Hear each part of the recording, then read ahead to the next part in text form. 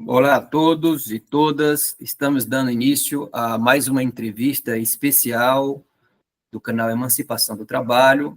Hoje nós temos a honra de receber o camarada Paulo de Matos Skromov, dirigente operário e um dos fundadores do Partido dos Trabalhadores.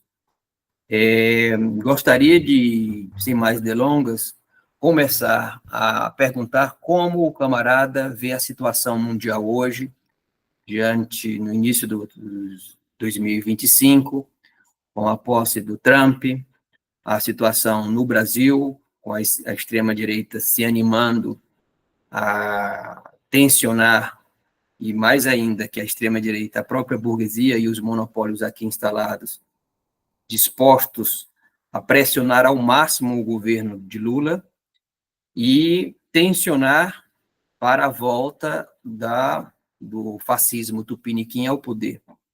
E a situação mundial com uma disputa cada vez mais tensa, que alguns já consideram já estarmos vivendo uma terceira guerra mundial entre o bloco da OTAN, do imperialismo no Ocidente, e o bloco de países agrupados em torno dos BRICS, tendo a sua direção a China, a Rússia e o Irã, do qual o Brasil também faz parte.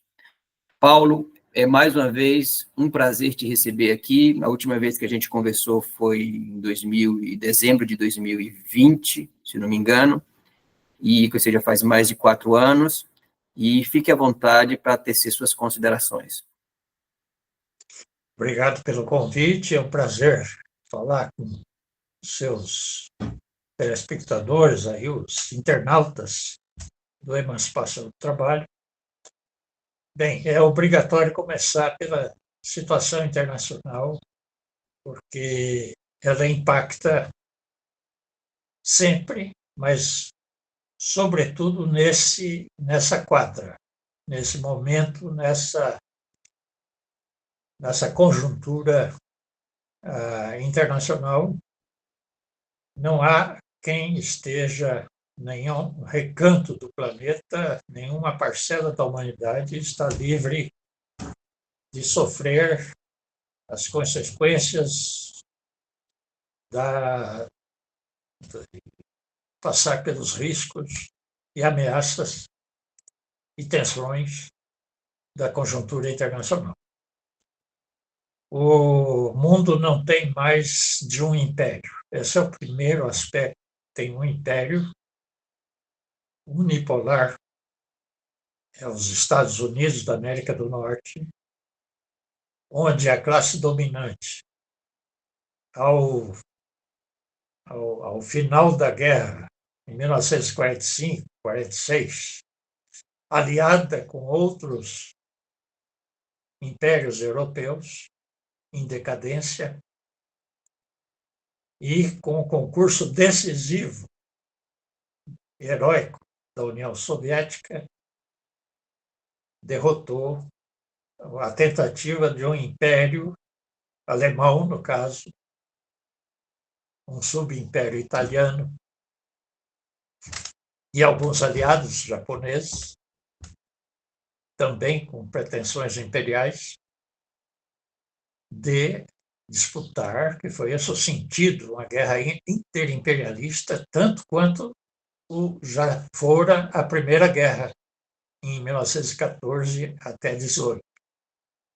Então, ao terminar a Segunda Guerra, com a ocupação pelo Exército Vermelho da capital, Berlim, de toda uma parcela majoritária do território alemão, no mundo ocidental, a potência ascendente era o Império Norte-Americano.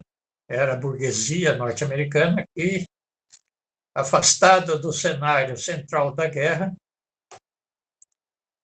lucrou o quanto pôde com a guerra. Entrou mais ao final, sobretudo após a provocação de Pearl Harbor, no enfrentamento à potência asiática da época, que era o Japão. A conjuntura agora tem semelhança no que se refere ao imperialismo digamos assim, provocador da guerra estar recorrendo ao fascismo, a cartada do fascismo. Mas eu espero poder explicar em que medida e como que ele está recorrendo a essa cartada. Mas a conjuntura, apesar de, sim, trazer a ameaça de uma terceira guerra mundial, para uns mais próxima, para outros um pouco mais afastada, mas, de qualquer maneira, já ser essa crise um preâmbulo de uma possibilidade concreta de uma terceira guerra mundial, que, no caso, seria imprevisível, dadas as condições já atuais do planeta, da única nave habitável, não só pela humanidade, por todas as espécies vivas da nossa biosfera. Hoje não há dois, três e nem imperialismos pretendentes à substituição do imperialismo dominante. É o próprio imperialismo unipolar que acabou de ser ultrapassado. Isso faz, segundo o companheiro que eu avalio, que tem muita autoridade na questão geopolítica, que é o Ladislau Dolbor, antigo companheiro da luta contra a ditadura, da luta armada na época, inclusive. Dolbor, ele tem falado, tem fornecido análises consistentes, ele tem um acesso privilegiado a dados sobre o capitalismo, enfim, todas as economias, a China, inclusive, em todo o planeta, em cada país, e ele deixa claro isso. Desde 2017, a China ultrapassou a economia chinesa, ultrapassou a dos Estados Unidos na questão do poder de compra da sua economia. O erário chinês, o volume de negócio da China envolve 37 trilhões de dólares. O dos Estados Unidos, o poder de compra é de 29 trilhões. Agora, não é baseado nesse critério, esse é o critério do Dodds Law, que as estatísticas continuam saindo pelo Banco Mundial, enfim, pelo FMI, etc. Mas esse é um dado essencial.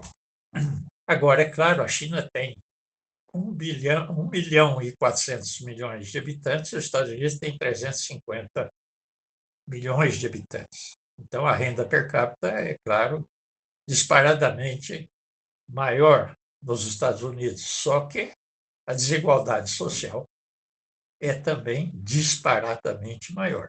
Embora hoje existam bilionários na indústria e na agropecuária na China. Não existe nos bancos na China. É um dado importante para que se avalie que, de qualquer maneira, a reação do império que domina hoje a economia mundial, ela vem um pouco tarde, talvez. Tudo depende da maneira como a China vai reagir nessa conjuntura. E o início do governo Trump mostra que há uma tentativa de intimidação.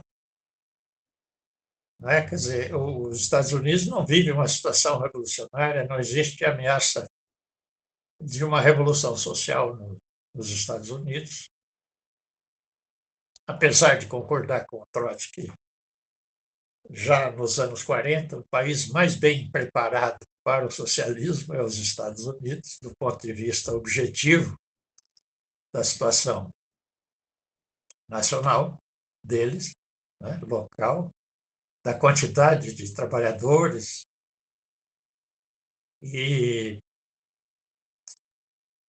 De qualquer maneira, esse é um dado importante e fundamental para diferenciar situações que têm algumas similitudes.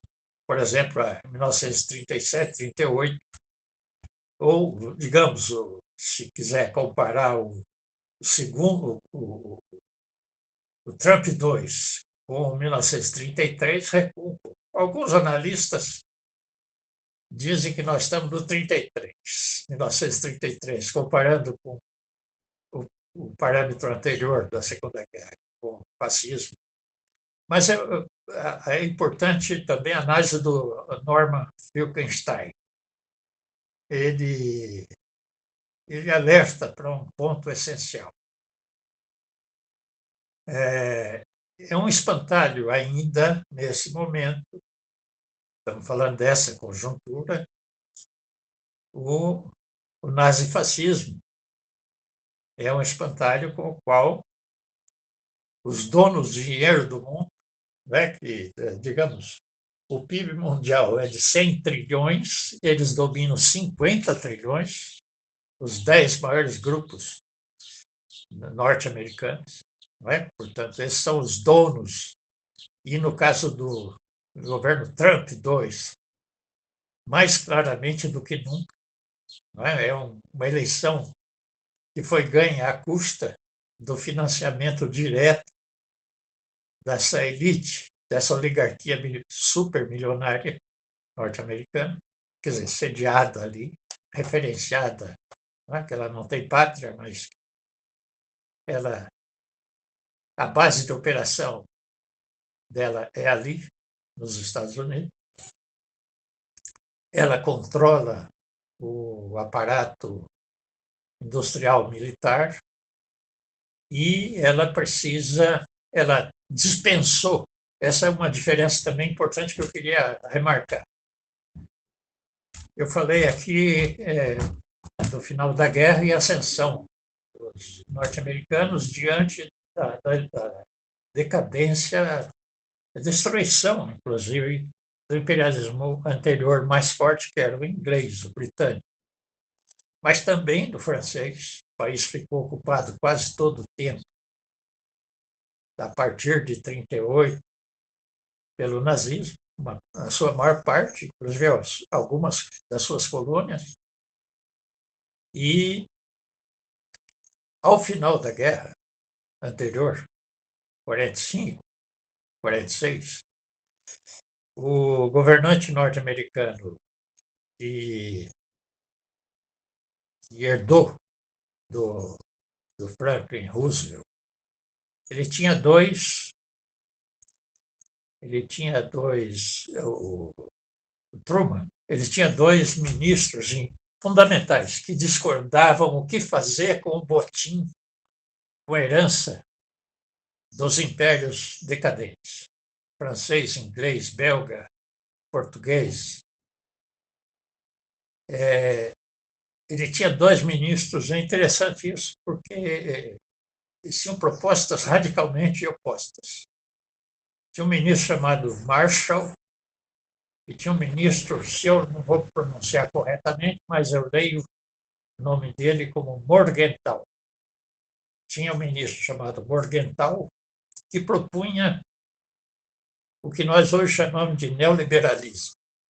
Isto é, propunha o saque impiedoso e a transformação, inclusive dos países sedes imperiais decadentes, em colônias agrícolas e, se for o caso, mineradoras, para fornecer matérias-primas agrícolas, no sentido pecuária e agricultura.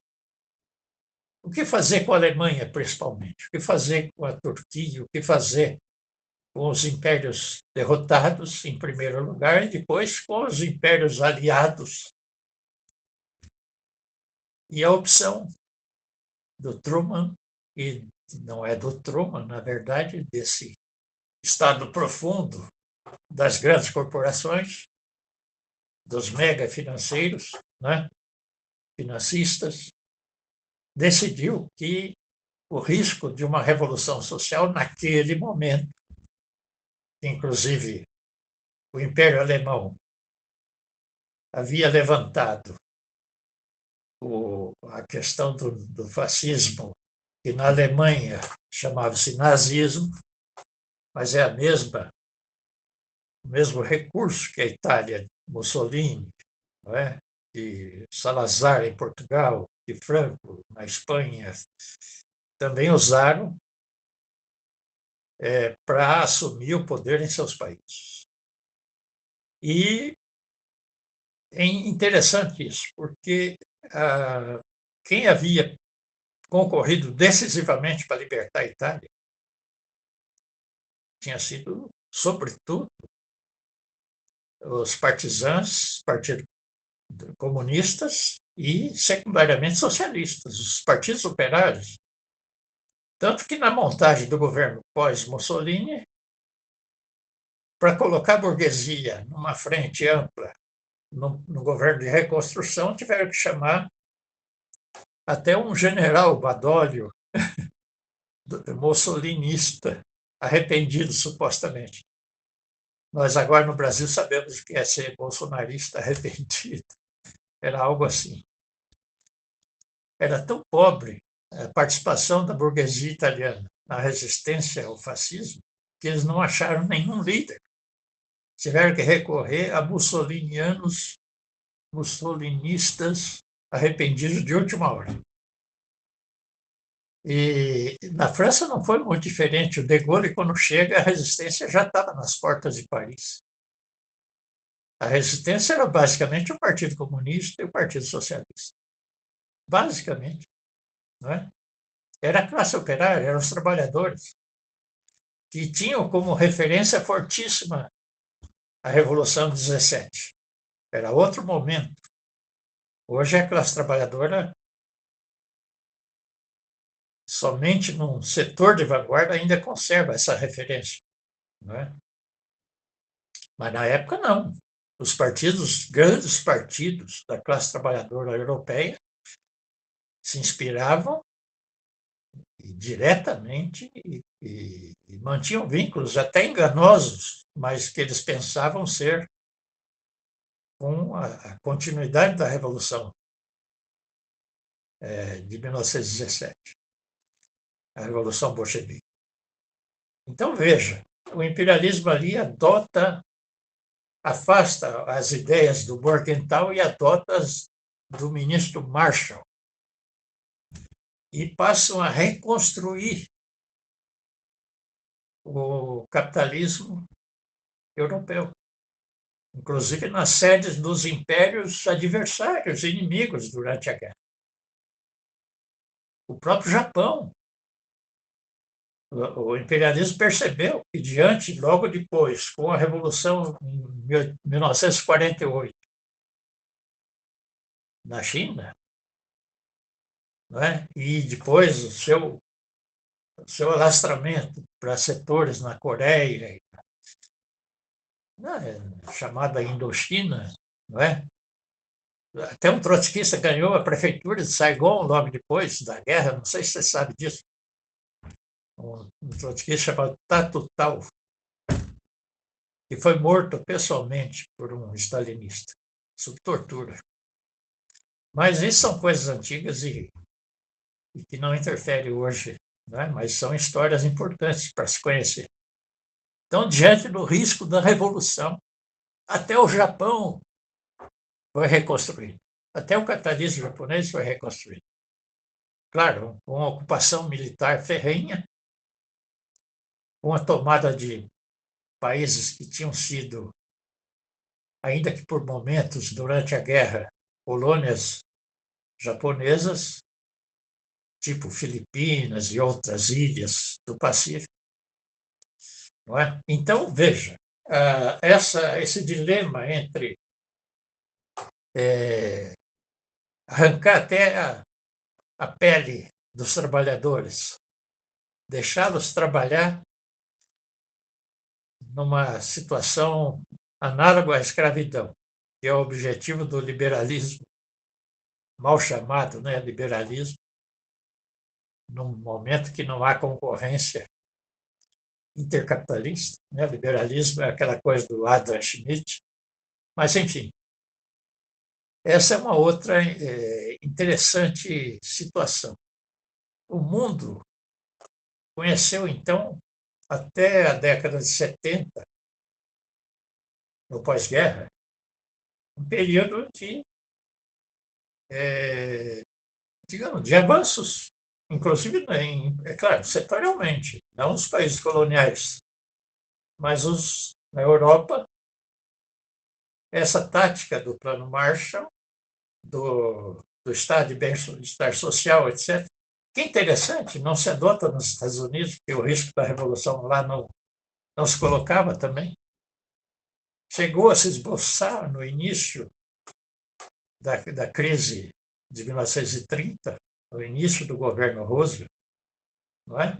Mas eles haviam já acertado a fusão entre a antiga central Penegra e a nova central, a CIO, né? Já haviam acertado a domesticação. O Partido Comunista americano proclamava que não havia luta de classe nos Estados Unidos, que era um caso sui generis. Não sei se lembra, o secretário-geral, o tal de Browder. O próprio trotskismo não conseguia passar de 3.000 militantes, que era um grande grupo, era o maior da quarta. Claro, depois foi superado pelo do Ceilão, da Bolívia, mas porque esses países viveram períodos revolucionários, não é? Então, é isso que eu queria registrar inicialmente. Agora, há polêmicas. O que significa? Não sei se está claro, eu estou dizendo que Trump 2 não vai fazer um governo fascista. Não quer a guerra como primeira opção, mas vai ameaçar o mundo com a barbárie.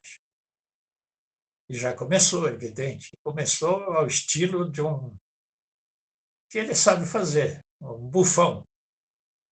Quem levar a sério, se assustar e ceder, vai se enquadrar.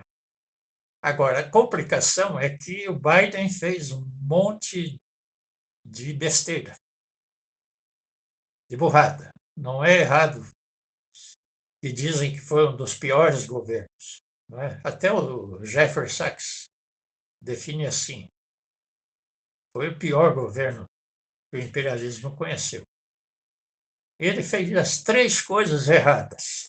Ele criou três conflitos agudos, além do conflito com a China, e que ele arregimentou abertamente a Austrália, Japão, Coreia do Sul e outros, Filipinas, né? Também tem um bolsonarismo, um trumpismo, bolsonarismo, digamos, lá nas Filipinas, além de arregimentar esses para uma frente, inclusive não apenas política, militar, para cercar a China, ainda iniciando um processo que ele já tinha avançado muito em relação à Rússia. Ele cria uma segunda frente, não apenas o Biden, mas desde Obama já começa a criar uma segunda frente, já vem de lá de 2014, quando eles derrubam o governo burocrata do PC ucraniano, que herdara o Estado soviético local, já vinha num processo de criar uma provocação no sentido de submeter, cercar militarmente e com armas nucleares o território russo. E uma coisa surpreendente é que, com toda a decadência que foi o pós-União Soviética na Rússia, é que parece ter se mantido também em alguma medida, um estado profundo em relação a algumas coisas estratégicas, sobretudo a questão bélica, não é? E o não rompimento com o orgulho dos feitos da Guerra Patriótica, dos feitos de Stalin, digamos, mais do que os de Lenin. Né? Lá não se derrubaram as estátuas, né, da Revolução, simplesmente os burocratas mais espertos tornaram-se proprietários das empresas que eles administravam em nome do Estado operário deformado que restara naquela União Soviética em 1991, no momento do... E aquele país surgido, a Rússia, a Federação Russa, a Rússia e mais alguns países que resolveram se manter coligados sob o mesmo Estado. E eles cometem uma série de erros, e a reconstrução da burguesia foi de um caráter, digamos, mafioso, criminoso, não é? Uma guerra pela posse das antigas estatais, pela criação de novas, enfim, pelas reservas riquíssimas minerais, né, estratégicas, não é só petróleo, gás, mas minerais novos que hoje são fundamentais para esses avanços de ponta da ciência, das comunicações, inclusive. Né? Bom, enfim, é surpreendente as reservas de conhecimento militar de ponta que se preservou. E aí, é claro, inclusive, o reconhecimento do que significou Putin na reconstrução, ainda que debaixo do capitalismo restabelecido, com características, como eu disse inicialmente, mafiosas, né, que vão se legitimando, né, que vão se acertando em regras internas entre os novos proprietários dos meios de produção, dos exploradores do trabalho alheio. Né? Enfim, essa é a segunda grande surpresa, vamos dizer assim. Parecia fácil de submeter a Rússia. A OTAN desrespeitou todos os acordos, a palavra do Gorbachev, de que não avançaria sobre a Rússia. Tudo isso levou a uma provocação intencional de uma guerra civil, porque a Ucrânia ela é uma parte boa da Ucrânia, é um pedaço da Rússia. Vocês sabem, não é à toa meu sobrenome, eu sou filho de russo e sou neto, por parte do pai, de um avô russo e de uma avó ucraniana, que a gente chamava, quando nós éramos crianças, e os meus irmãos chamavam de vó russa. Embora sabendo que ela tinha nascido na Ucrânia, mas a Ucrânia é o berço da Rússia, do Estado russo. O Estado russo surgiu em Kiev. Né? Depois, claro, ele surge também na Bielorrússia, em Novgorod e depois em Moscou, com principados submissos a Kiev, submissos aos tártaros num certo momento, em alguns momentos submissos aos turcos. E até o sobrenome eslavo significa escravo. Né? Muita gente estranhava por que o meu sindicato tinha uma facilidade de trabalhar com os negros. Né? Revelamos tantos líderes negros, inclusive que se tornaram militantes trotskistas e tal, operários.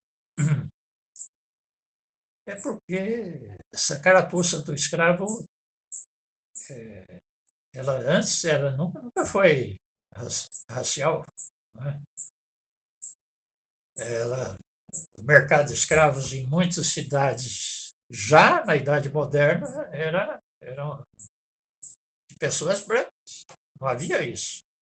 Os espanhóis, quando destruíram as Canárias, escravizaram pessoas que tinham cabelos loiros, né? E eram centenas de milhares. Então, esse negócio de que a escravidão é uma questão africana, não. Isso é uma coisa essencialmente das Américas, né? É uma coisa, sobretudo, brasileira. O Brasil foi o centro de tudo, do renascimento da escravidão em larga escala, né? No processo de acumulação capitalista que construiu o Império Inglês, francês, belga, alemão, italiano, enfim. Mas, voltando, esse segundo erro foi encarar a Rússia do Putin e, surpreendentemente, mostrou-se de uma capacidade muito grande de alcançar uma união nacional. Veja, ao contrário do Brasil, no estado atual, uma liderança que o Putin nunca sonhou em ter entre os trabalhadores. Nós temos o Lula como chefe de governo, mas hoje, após a guerra, como é que ele chama essa guerra moderna? Não necessariamente militar, envolvendo militares também, mas não essa guerra híbrida, né? Essa guerra híbrida que começou com a vitória da Dilma, já na campanha de 2014 começa a guerra híbrida, não é? Já com 2013, lembra daquele negócio da Copa e do aumento das passagens de ônibus, não é? Ali que surge o movimento MBL, etc., etc., financiado diretamente pelos milionários americanos, não é? Enfim, a PT desarmado, ingênuo, não é? Achando que a boa relação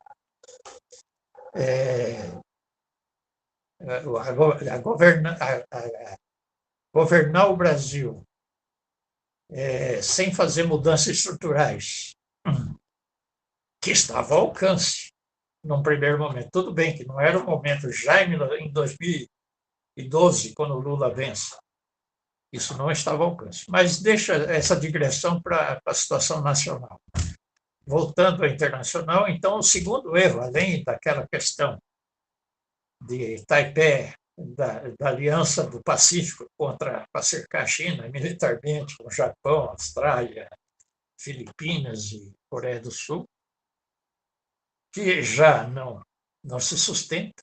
Né? Nós estamos vendo aí a adesão dos BRICS, Malásia, um país decisivo, e imagine que vem de um golpe militar daqueles semelhantes ao que nós tivemos no Brasil em 64, eles tiveram em 65, não é? Que é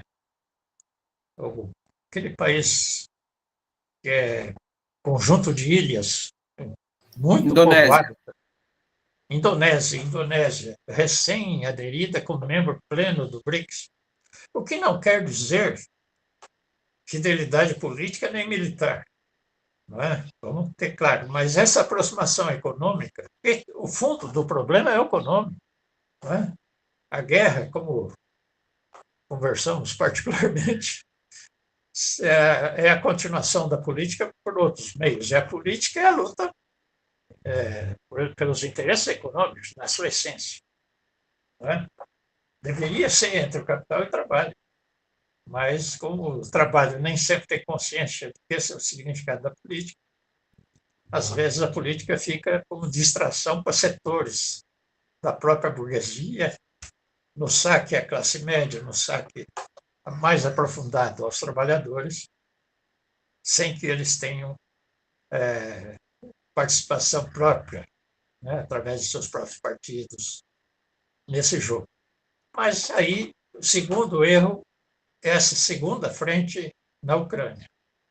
Uma guerra civil dolorida, porque imagina um cara que nem eu, vou torcer para quê? Para a Ucrânia, né, que sou descendente de avós, e até do meu pai, que Na verdade, nasceu na Lituânia, né? Ele era um soldado, meu avô era um soldado da cavalaria do czar. Meu pai nasceu na Lituânia, mas ele nunca disse que ele era lituano, ele era russo. Minha avó nasceu na Ucrânia, mas ela nunca disse que era ucraniana. Não havia isso, não havia esse hábito. Era culturalmente correto dizer eu sou russo. A língua era russa. Né? Ela conhecia o dialeto do oeste, aliás, ucraniano. Né? Outros dialetos, não é só um. Mas, enfim, a língua materna era russa. Então, se deram mal lá agora, você sabe, a guerra está praticamente nos seus estertores. Se o Trump estiver falando com o mínimo de seriedade, ele não está dando mais dinheiro para o Zelensky. Então, digamos, está dizendo que 3% para cada país europeu financiar o Zelensky é pouco. Ele está querendo que seja pelo menos 5%, não é? Para prosseguir. Então, essa segunda frente que não tem futuro. A terceira frente é do Oriente Médio.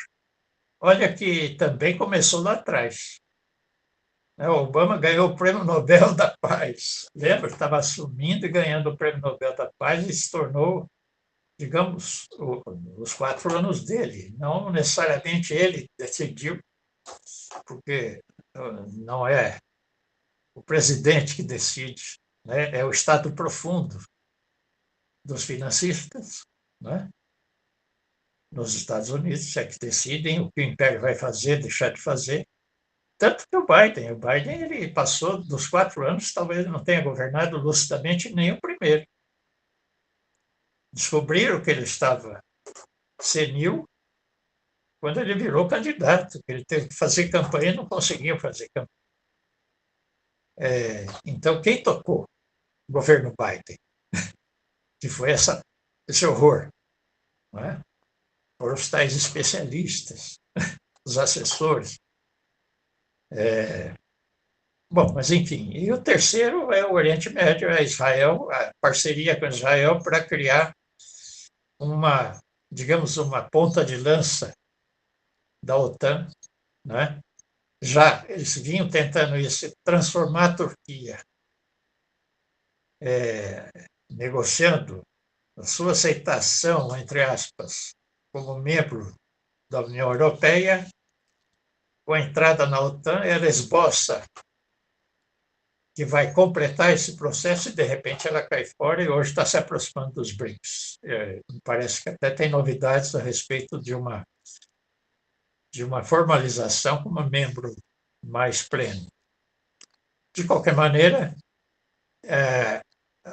a Hungria dificilmente vai cumprir um papel hoje que os Estados Unidos conferem à OTAN, né? Tanto na questão de atacar a Rússia e dominar e transformá-la numa colônia de exploração, como de dominar o Oriente Médio.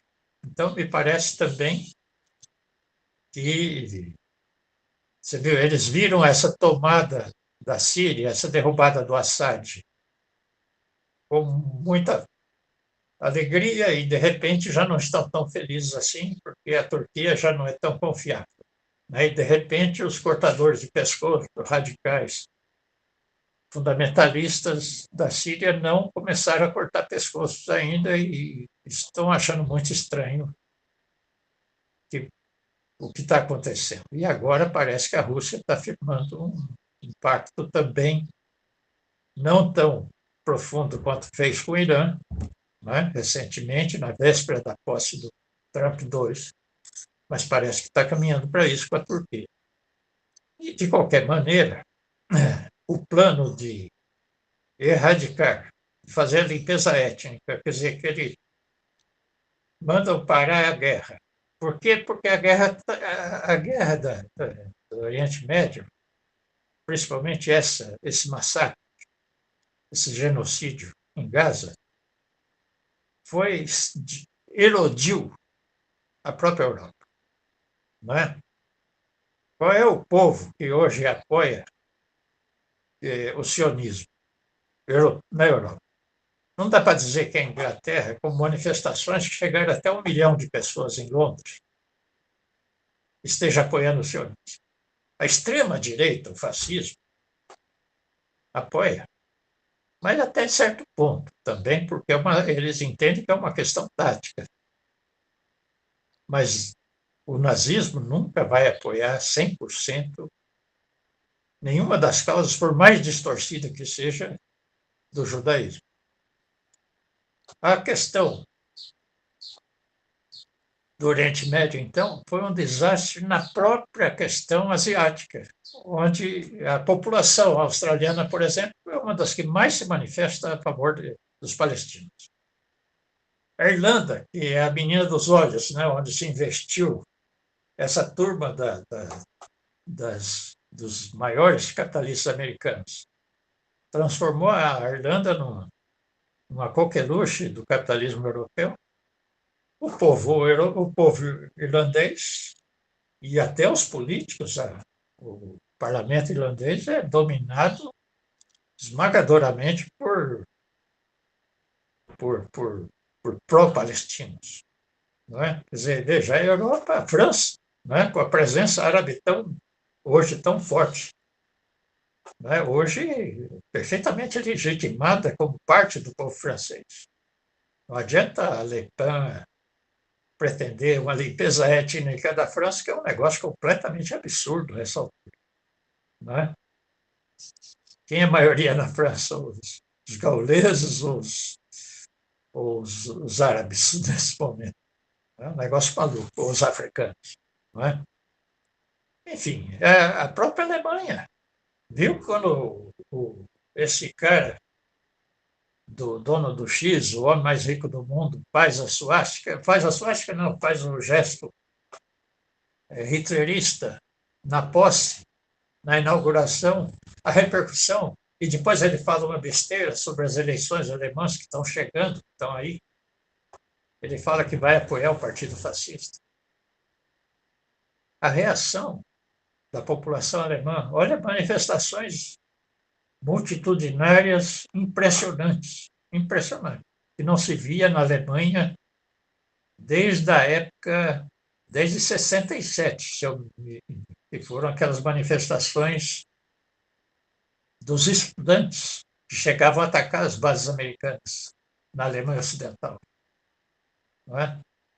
Aliás, uma referência dos líderes estudantis europeus daquela época, para mim, a grande referência foi o Rudi Deutscher. Não sei se lembra, um cara que eles atiraram na cabeça dele, ele virou um vegetal e foi tirado da luta.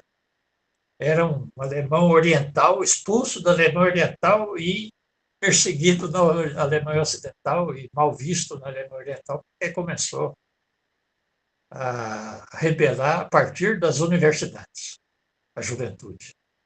E ele era da juventude do Partido Operário Social Democrata Alemão. Quer dizer, o que restara, né?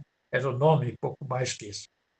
Mas para ter uma ideia, nós que estamos falando de reabilitar o PT, né? Pelo menos fazer a luta para isso, é interessante que, como alguns partidos dados como completamente perdidos, às vezes jogam algum papel.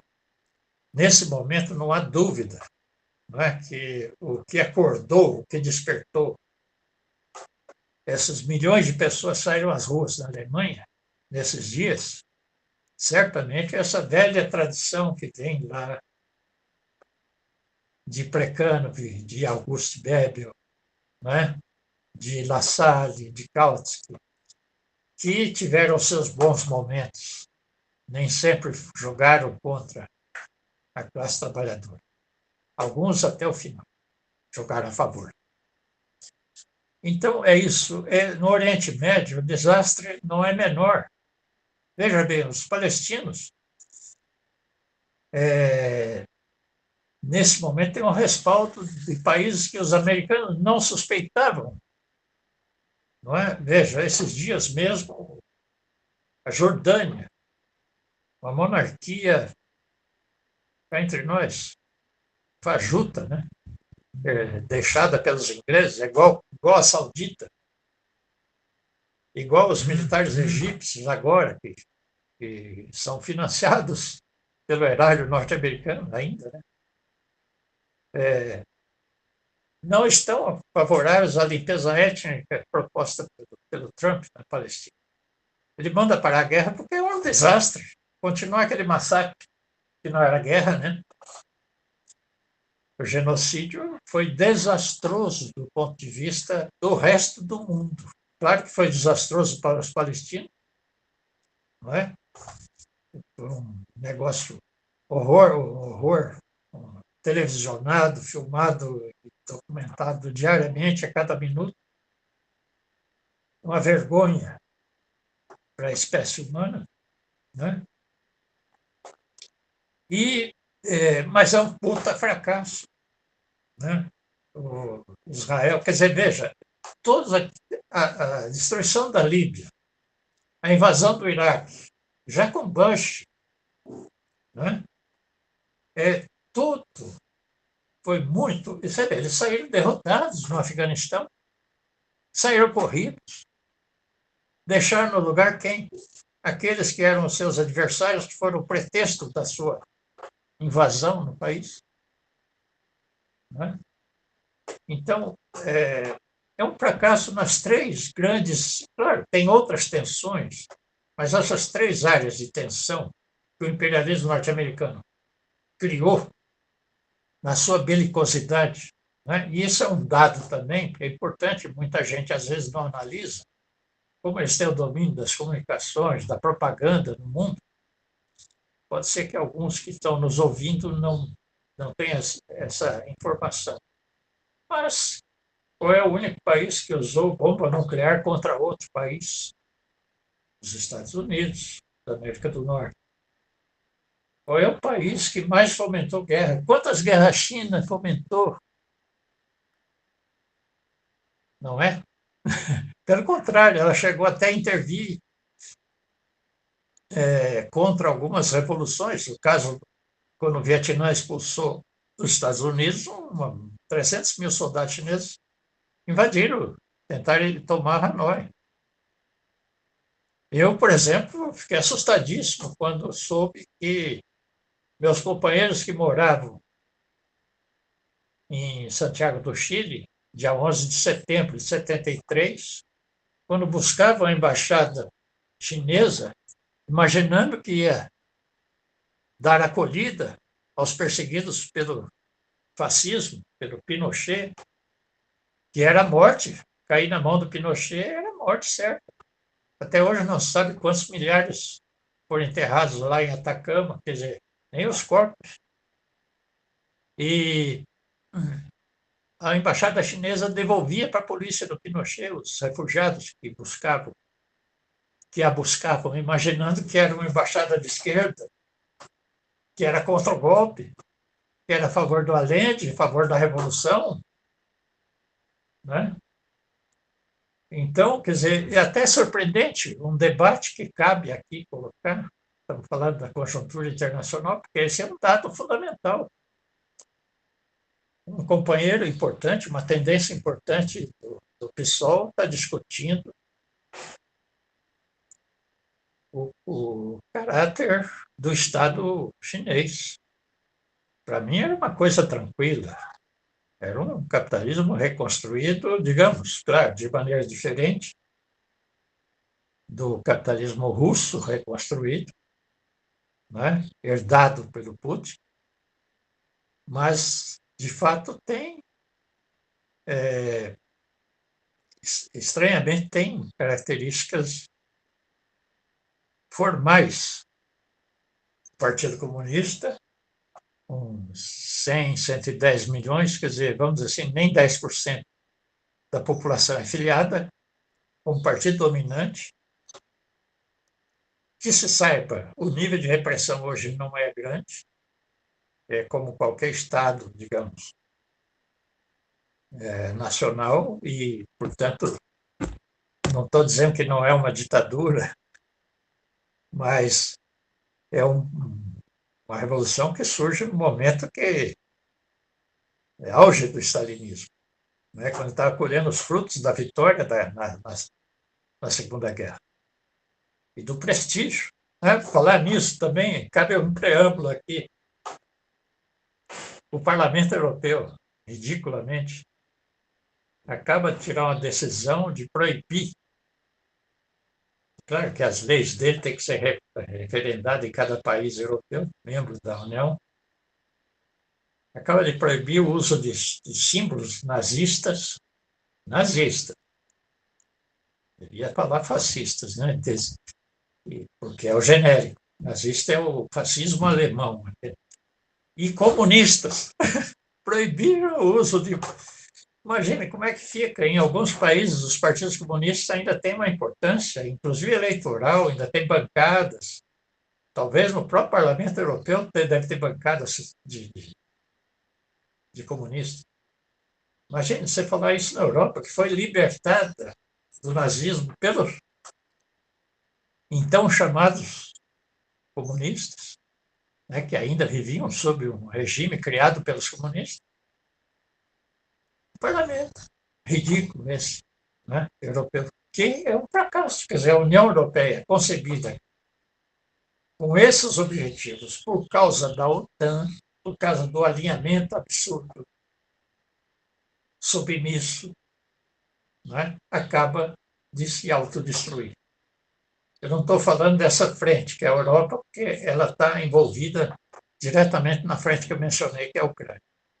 Mas ela está envolvida também na frente contra o Oriente Médio. A Líbia foi destruída por bombardeios, inclusive da Marinha Espanhola.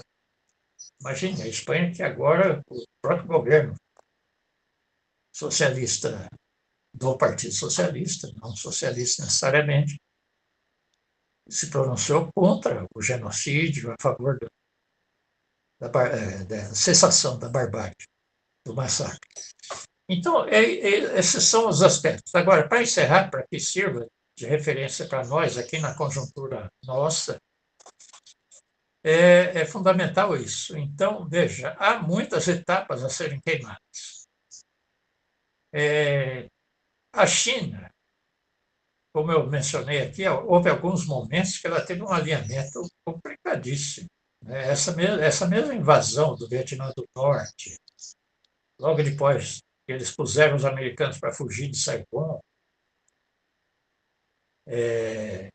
esse episódio que é do apoio ao golpe do Pinochet, etc., são importantes. Agora, ela terá superado essa subserviência, porque ela veja, quem está falando para você é um cara que. Sabe por que eu aposentei? Aceitei a proposta do governo de aposentar quem era anistiado político, porque a minha fábrica foi embora para a China. Ciro Gomes era o ministro, em 7 de setembro de 94, substituindo o FHC, porque ele tinha se tornado candidato para encarar o Lula, que parecia imbatível depois de ter enfrentado o caçador de Marajás, né?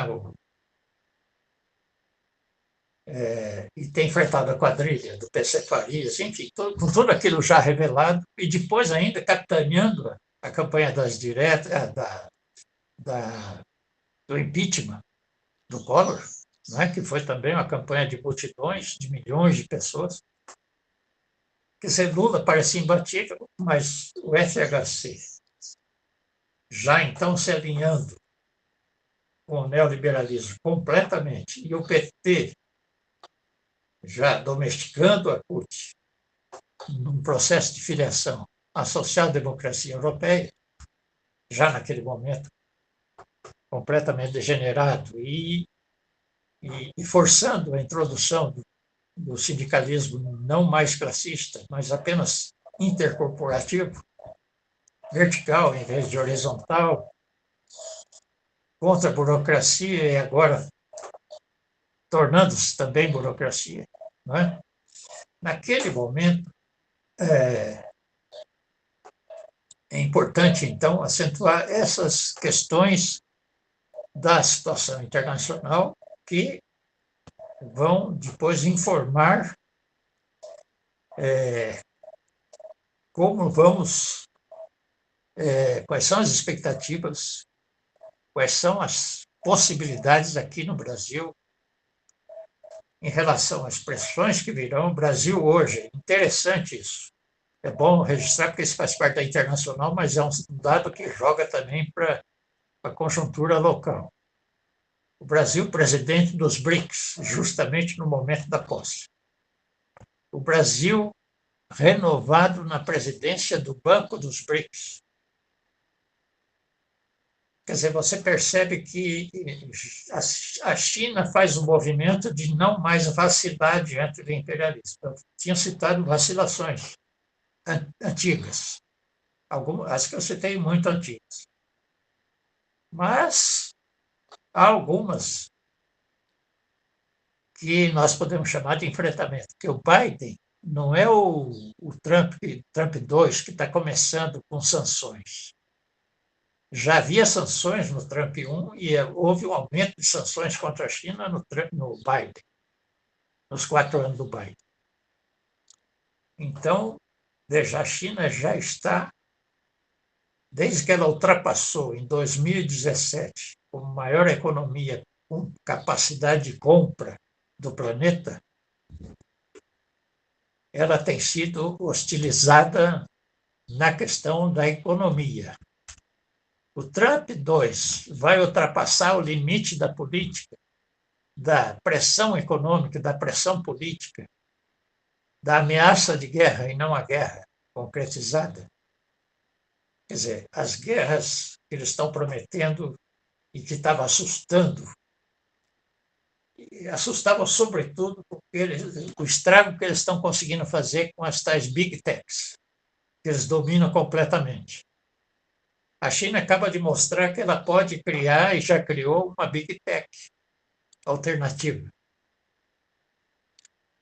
Nós seremos obrigados a aceitar o Musk, o cara do Face, e os outros barões, super barões aí das comunicações mundiais, desregrados, atuando, espalhando fakes. Imagine, o Musk tem investimentos na China muito grandes. Como é que ele pode, né, arriscar-se em... Então, eu acho que tem muita papagaiada também, que faz parte daquele cara que é o apresentador de televisão, que é o Trump. Quer dizer, ele escolheu um secretariado folclórico. O cara que vai cuidar de Cuba é um daqueles descendentes de cubanos lá de Miami. Imagine, o cara que vai cuidar de... Mas será que vai? Será que o Estado profundo? Será que os interesses... Veja, a China também, suas reservas estão imensamente, quase todas, nas mãos dos bancos suíços, americanos, ingleses, franceses, enfim. Do jeito que os americanos andaram usando o dólar para confiscar as reservas russas como parte do processo, antes mesmo de iniciar a ofensiva militar contra a Rússia na Ucrânia. Quer dizer, todo mundo vê que por que países que teriam motivos, têm tradição de aliança, de submissão aos Estados Unidos, mesmo no Oriente Médio, como a Arábia Saudita, como Etiópia, não é? Hoje estão buscando, e alguns já são membros plenos dos BRICS. Como eu disse, os BRICS, não vamos exagerar, além da aliança econômica, que é os BRICS, existem pactos militares e políticos também entre alguns desses países. A Rússia e a China estabeleceram pactos que vão além da economia com vários desses países asiáticos. Agora, a peleja central qual é? É quebrar a China, quebrar economicamente a China. A China, eu mencionei o histórico um pouco longínquo de concessões e de sabogismo, digamos assim, da China. A China vai falhar com o México, vai falhar com o Brasil. A Colômbia vai ter que chamar, vai ter que buscar a China, talvez já esteja fazendo, eu que não estou com muita informação, a Venezuela, etc. Quer dizer, então, a coisa está muito complicada, não é uma tarefa simples. Se tivesse uma bolsa de apostas, e não dá para fazer mais do que isso, citar, clarear algumas questões básicas. Agora, é claro que os Estados Unidos é o poder econômico do mundo, os seus milionários mais poupudos, né, mais donos da grana, eles têm metade do PIB nas mãos, do PIB mundial nas mãos. Líquido, né, que eles podem gastar de hoje para amanhã.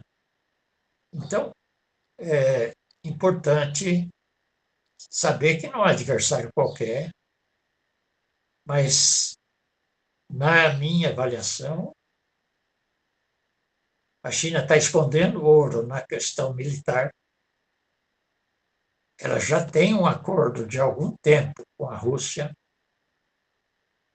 de trocar, e agora esses avanços que ela tem na questão também tecnológica mais de ponta, certamente ela vai transmitir para os seus aliados, não necessariamente o pulo do gato, mas o gato.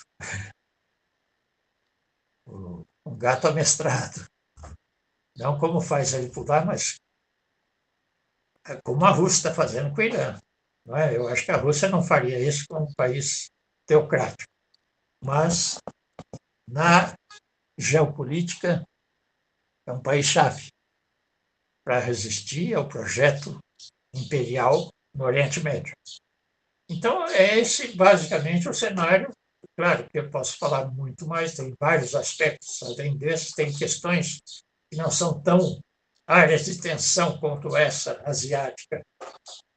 Não é? Até quando a China vai ter paciência de não ocupar Taipei? Ela não fez nenhuma iniciativa nesse sentido, ela está deixando a maçã cair de podre. Mas agora eles vão tentar interromper o apodrecimento da maçã. Não é? Aí ela pode ser levada a uma ação militar cirúrgica em relação a Taipei. O Trump 2 falou que vai cortar o orçamento, menos o do Egito, para pagar os generais, e os de Israel, do sionismo, que vai cortar todas as outras ajudas. Acho difícil que ele corte Taipei. Não é? Mas até isso é possível em troca de alguma sobrevida na questão econômica, porque os mentores, os donos do trumpismo, vão impor isso a ele. A questão, então, internacional, do meu ponto de vista, tem esses balizamentos, vamos dizer assim. Né? Eu posso ir além, tem vários outros aspectos tem questões Colômbia, México, veja, mas aí já vai, por exemplo, diferenciação. Situação brasileira, qual é o calcanhar de Aquiles maior? Primeiro, o estrago que já fizeram as tais big techs aqui na cabeça, inclusive dos trabalhadores, do povo pobre. Tem até um sociólogo dizendo que tem pobre de direita no Brasil, a coisa que não havia como regra, uma excepcional, né? ocasião podia ter, mas não havia. E um dos países que é quase que o símbolo do redespertar da classe operária, que é o Brasil, que tem na sua maior liderança justamente um líder operário metalúrgico transformado em liderança política. Não é? Quer dizer, então, o estrago que eles fizeram no Brasil, muito por ingenuidade, que é um proletariado ingênuo, né? Que só tem de avançado a experiência do PT e tal, e hoje vivendo uma situação de estertor. O PT quase foi extinto. Agora, o problema maior, o calcanhar de Aquiles aqui, é o que nós deixamos correr nas Forças Armadas. Elas não eram tão ruins como são hoje. As polícias, principalmente as polícias militares, não eram tão ruins como são hoje. São setores armados do Estado brasileiro que não têm nenhum apreço pela democracia, pela Constituição, pelo jogo democrático, pelos direitos dos mais pobres, e nenhum vínculo com eles. Aliás, muito pelo contrário. Eu estou citando isso porque para comparar com o México. O México, o exército mexicano tem uma tradição de enfrentamento, com grande maioria de derrotas, frente ao exército norte-americano. Lutar contra o império, inclusive de arma na mão, é uma coisa tranquila para um presidente mexicano conclamar suas forças armadas. Imagine o Lula conclamando uma guerra contra os Estados Unidos nas nossas forças armadas atuais. Não é? Então, veja, são diferenças gritantes. Tem gente cobrando que o Lula faça o mesmo que a presidente mexicana. O Petro está amparado ainda num avanço grande, que foi o avanço popular, uma mobilização fortíssima que o levou à presidência, a ganhar pela primeira vez um presidente de centro-esquerda governando a Colômbia. E sempre foi uma base muito grande de interferência das forças policiais, de sabotagem e militares norte-americanos.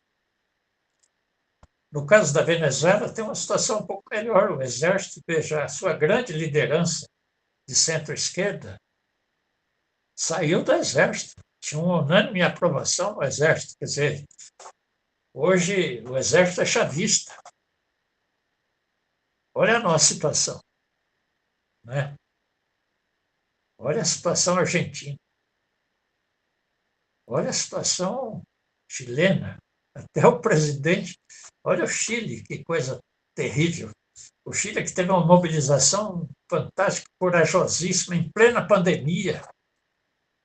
Milhões de chineses exigindo o fim da herança pinochetista e fim do neoliberalismo.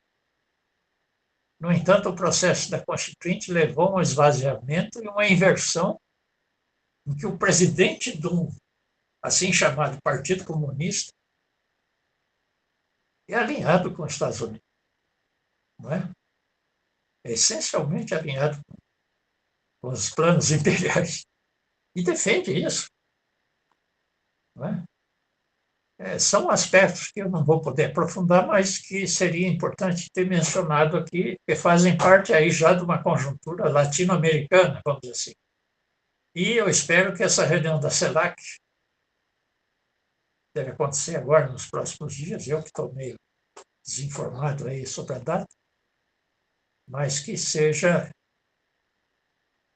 que tenha um espírito de uma... Porque, olha, nós temos um eixo interessante. Se o Lula conseguir manter nesse jogo todo que ele é obrigado a fazer para governar, uma política externa minimamente altiva, hoje ele tem Petro, ele tem Maduro, ele tem a presidenta do México, não é? Para não falar de outros apoios menos, digamos,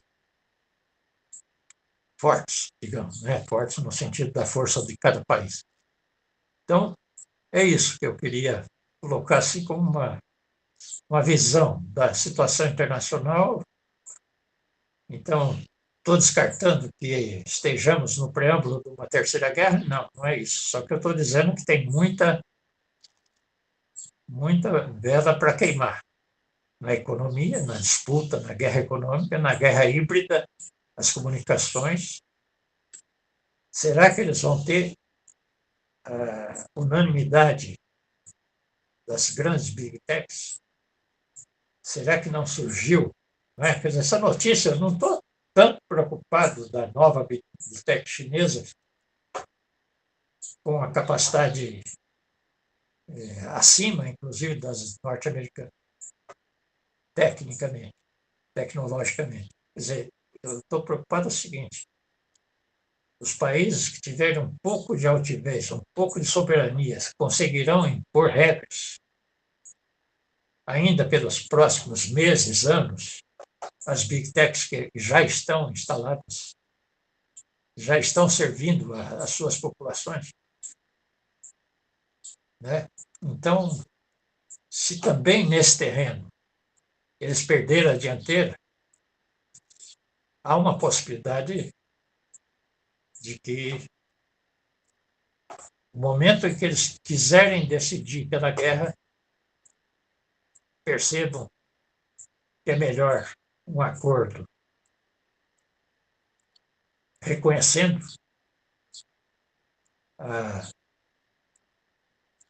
a inferioridade diante do novo mundo multipolar, do Sul e, quem sabe, até o Norte em crise, não é? Que eles não conseguem segurar o Norte contra o Sul, vindo para